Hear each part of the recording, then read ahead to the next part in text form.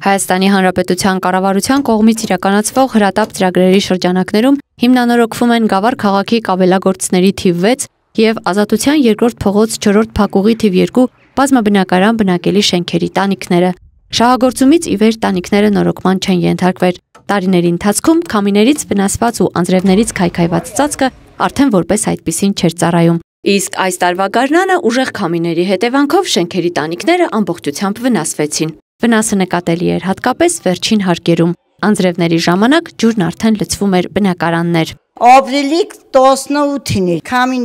կշին տորերը, մեր տները մեր ռեմոնտը փջացե,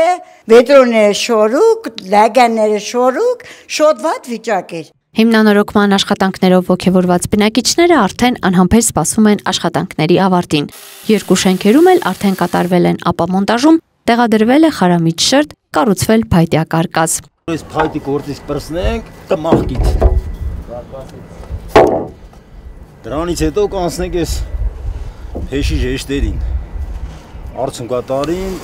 դրանից հետո ռեշոտկե կռուգում։ Ու հիմնական ժեշտ է դրանից հետո։ Նախատեսվում է նաև պրոֆիլավոր ցինկապատ թիթեղների և ջրահեռացման խողովակների տեղադրում, ինչպես նաև փայտյա կոնստրուկցիաների մշակում հականեխիչ և հրակայուն լուծումներով։ Մենք շատ շնորհակալ ենք, մեր ձայնը լսեցին, եկան արդեն սարքում են, աշխատում են։ Յուրաքանչյուր շենքի հիմնանորոգման համար պետական բյուջեից հատկացվել է 21 միլիոն 900 հազար դրամ։ Շինարարների տեղեկացմամբ աշխատանքները կավարտվեն մինչև նոյեմբերի կես։ Ալվարդ Մանուկյան, Քյավառ հեռուստաընկերություն, Գեղամա օր։